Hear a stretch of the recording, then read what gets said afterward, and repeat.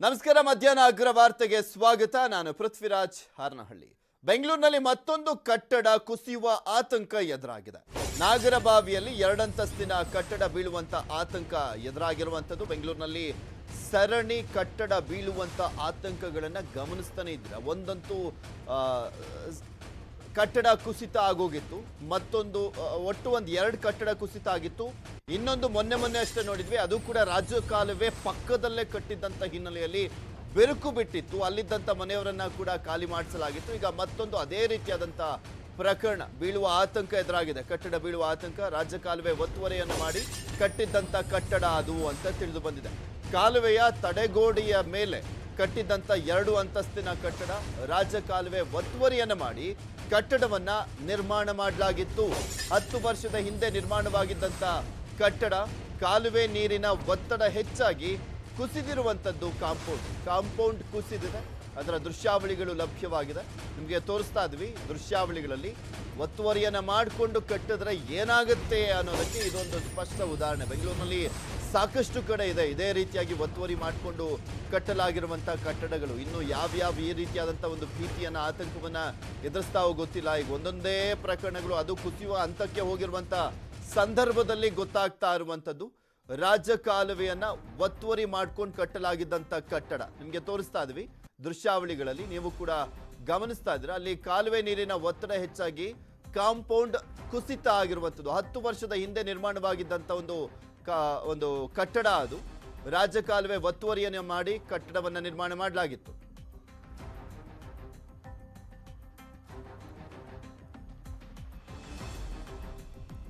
ನಿಮಗೆ ತೋರಿಸ್ತಾ ಇದ್ವಿ ದೃಶ್ಯಾವಳಿಗಳಲ್ಲಿ ಆ ಕಟ್ಟಡದ ಕಾಂಪೌಂಡ್ ಯಾವ ರೀತಿಯಾಗಿ ಕುಸಿತವಾಗಿದೆ ಅನ್ನುವಂಥದ್ದನ್ನ ಗಮನಿಸಬಹುದು ನೀವು. ಸಾಕಷ್ಟು ಕಡೆ ಇದೇ ರೀತಿಯಾಗಿ ರಾಜ್ಯ ಕಾಲುವೆಗಳನ್ನ ಒತ್ತುವರಿ ಮಾಡ್ಕೊಂಡು ಕಟ್ಟಲಾಗಿದೆ.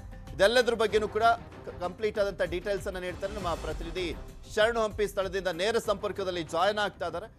ಶರಣು ಹಂಪಿ, ನೋಡ್ತಾ ಇದ್ವಿ ಬೆಂಗಳೂರಿನಲ್ಲಿ ಸಾಲು ಕಟ್ಟಡಗಳು ಬೀಳುವಂತ ಆತಂಕ ಎದುರಾಗಿದ್ದಾವೆ. ಮತ್ತೆ ಕೆಲವು ಕಟ್ಟಡಗಳಂತೂ ಬಿದ್ದೇ ಹೋಗಿರುವಂತದ್ದು. ಈಗ ಮತ್ತೊಂದು ಪ್ರಕರಣ, ಅದು ರಾಜ್ಯ ಕಾಲುವೆಯನ್ನ ಒತ್ತುವರಿ ಮಾಡ್ಕೊಂಡು ಕಟ್ಟಲಾಗಿರುವಂತದ್ದು. ಎಷ್ಟು ವರ್ಷ ಆಗಿತ್ತು, ಯಾವ ರೀತಿಯಾಗಿ ಕುಸಿತದ ಭೀತಿ ಇದೆ, ಆ ಮನೆಯಲ್ಲಿದ್ದಂಥವ್ರನ್ನೆಲ್ಲರನ್ನೂ ಕೂಡ ಈಗ ಆಲ್ರೆಡಿ ಹೊರಗಡೆ ಕಳಿಸಲಾಗಿದೆಯಾ? ಹೆಚ್ಚಿನ ಅಪ್ಡೇಟ್ಸ್ ಏನ್ ಲಭ್ಯವಾಗ್ತಾ ಇದೆ?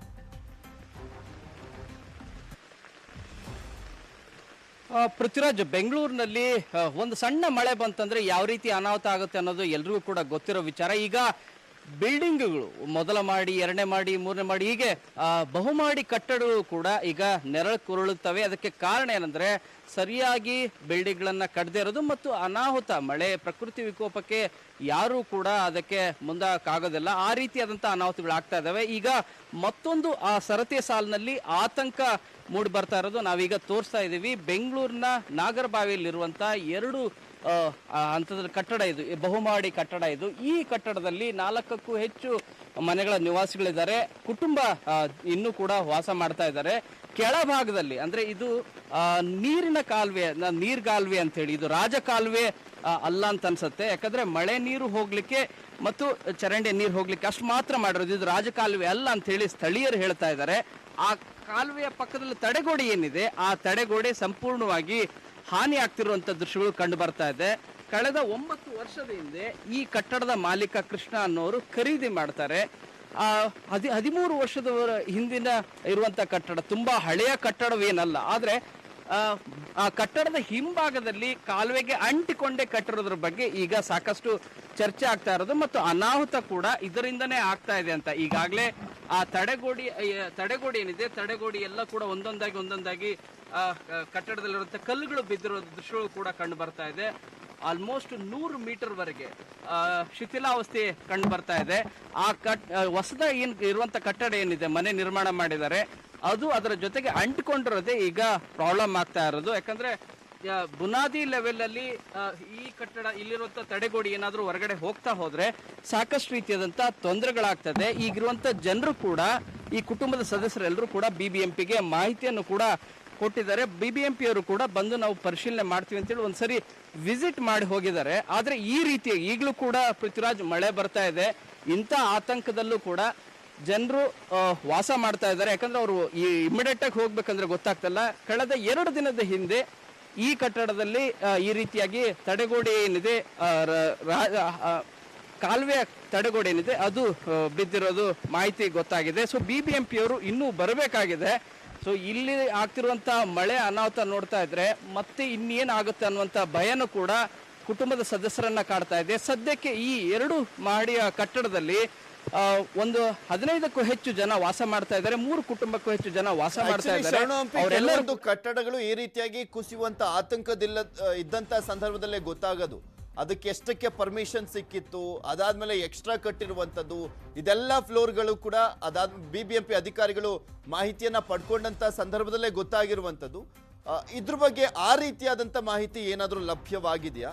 ಪರ್ಮಿಷನ್ ಎಷ್ಟಕ್ಕೆ ಸಿಕ್ಕಿತ್ತಂತೆ, ಅಥವಾ ಪರ್ಮಿಷನ್ ಇದ್ದು ಕಟ್ಟಿರುವಂತದ, ಪರ್ಮಿಷನ್ ಇಲ್ದಲೆ ಕಟ್ಟಿರುವಂತದ್ದ? ಅಧಿಕಾರಿಗಳು ಏನಾದ್ರೂ ಹೇಳಿದ್ರ ಅಲ್ಲಿ ಬಂದಿರುವಂತವ್ರು, ಅಥವಾ ಮಾಲೀಕರು ಏನಾದ್ರೂ ಮಾಹಿತಿಯನ್ನ ಕೊಟ್ರ ಇದೇ ವಿಚಾರಕ್ಕೆ ಸಂಬಂಧಪಟ್ಟಂತೆ?